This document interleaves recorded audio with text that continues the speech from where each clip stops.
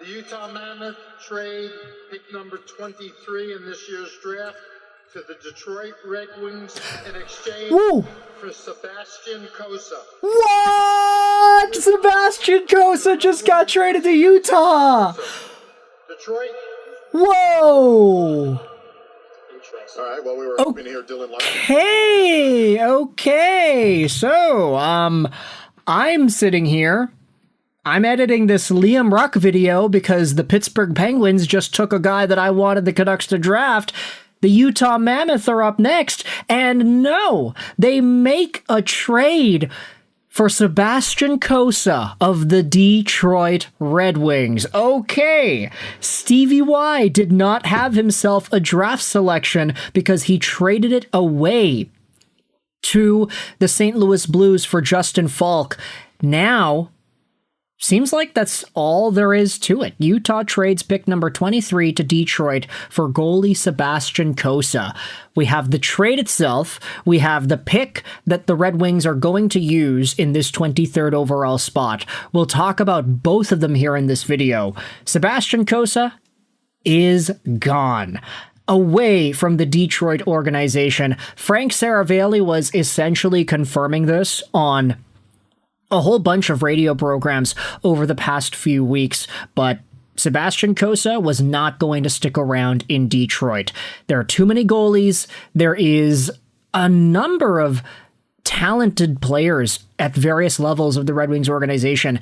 In the NHL, you have John Gibson and potentially Michael Postava, who really knows. You have Trey Augustine as well, not to mention Rudy Guimond, who is doing his thing. There are a number of dudes that you can say have made Sebastian Cossa's path to National Hockey League stardom a lot more muddied. He was all right this previous season, .915 save percentage in a .233 goals against in 39 games, but the fact is, he got outplayed, and he took a back seat in the playoffs. He didn't play there. So, Cossa going over to Utah, that makes a lot of sense in my mind. I'd say that the Mammoth, they were already linked to Cossa in a whole bunch of other trade rumors in the past. Thinking about their progression with Karel Vejmelka, that guy's not going to be around forever, although Vejmelka isn't that old, though. Is he not? Karel Vejmelka. Yeah, 1996. He's 30. Okay, so there's a little bit of time, I could say, for Cossa to inevitably break out onto that team. Vejmelka had himself an .897 save percentage, Vitek Vanacek an .883. If anything, Vanacek, I would say I'm not too confident that his NHL level is going to be at a sustainable rate over the next few years. Maybe Cossa can challenge him for backup honors. Here is the Red Wings and their pick. The Detroit Red Wings. All right. From Kamloops of the WHL. Kamloops. All right. Let's take a look at that, eh?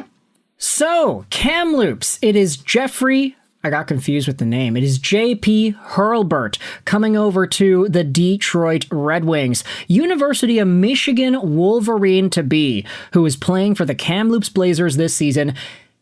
Stevie Y's going back to the dub. It was Carter Bear last time. Now it's Hurlbert, a guy who scored 97 points in 68 games played as a member of the Blazers. He is a stud offensively. Now, 6 feet, 183, maybe not the biggest frame, right-handed forward whose consolidated ranking was 20th overall. Cam Robinson had him at 23. That's exactly where he ended up going. Craig Button had him at 23. Chris Peters of the Sports Network had him at 22. The Hockey News Ryan Kennedy had him at 11. So, if anything, JP Hurlbert can be seen as a guy that maybe went either right where he should have or maybe a little bit later. This previous season, he was super good for the Blazers with an A on his sweater, and he will be suiting up with the Wolverines in 2026-2027. So the Red Wings are finally going back to their roots, you know? WHL dudes have been kind to them development-wise, and now they've gotten themselves one that's going to be a WHL player and a Wolverine. That hasn't happened before because of the WHL NCAA kind of blockage that existed in prior years. Now that these CHL guys can go over to the NCAA, it opens up a lot of new draft opportunities. The CHL might not even be seen as a developmental league anymore because the NCAA can be that big step for players to take into their development core. But JP Hurlbert is certainly an interesting one. Let's take a look at the Elite Prospects Scouting Guide. He is always thinking about the next play. Hurlbert spots plays, adjusts to the lane to receive the puck, and instantly connects with a teammate. He uses a lot of delays and changes of pace, opening access to the back layers off the rush. If you take a look at the scouting report guide, wow, EP had him as an A-grade prospect with a 7 out of 10 shooting mechanics rating, 4.5 out of 10 skating, 6.5 out of 10 passing, 5.5 out of 10 puck handling, 6.5 for hockey sense, and 4.0 for his physical engagement. Take a look at these little write-ups, too. He's got good technique, he uses his hip pocket, he is in motion, his backhand, underhandle, his shooting, power, placement, off-the-pass shooting, diversity of shots, adaptability, selection, and skill under pressure. Yeah, that makes a lot of sense, considering the fact that JP Hurlbert was able to score a decent amount of goals this season in the WHL. Total number there, 42 goals in 68 games played. You can't scoff at that. That's a pretty good number. They say he's got shades of Jack Quinn on his game over there. I like the sound of that. Jack Quinn, maybe not necessarily the best player taken by the Buffalo Sabres in that 2020 NHL draft, but he had 51 points this previous season, a 20-goal guy. If JP Hurlbert can be somewhat of a similar type of player, maybe by the time he is 24 years old, he's getting 20 goals a year with the Detroit Red Wings. That's pretty good, I would say.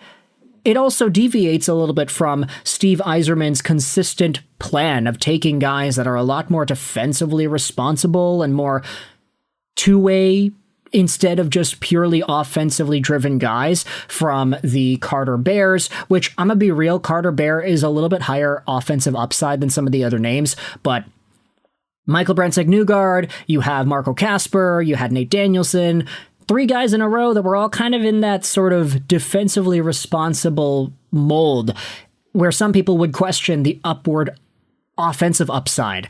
I'd say that JP Hurlbert is a lot more of that offensive-leaning guy, especially with his goal-scoring instincts taking over the WHL last season. So, hey, Jack Quinn 2.0?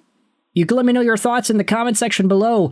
Big goodbyes over to Sebastian Cossa. Essentially, you can say the trade goes as follows. It is Hurlbert for Cossa, 1-for-1 pretty much, as the Utah Mammoth are now getting themselves a nice young goalie to potentially bolster their long-term future. I gotta make this video on Liam Ruck, so we'll upload that and then upload this Red Wings video, and then we'll do the Canucks because they have a pick after, and then we'll do the Canadiens because they also have a pick. It's picking up here in the second half of the first round. Let me know your thoughts in the comment section below. JP Hurlbert is a Detroit Red Wing. I hope you enjoyed this video. And bye.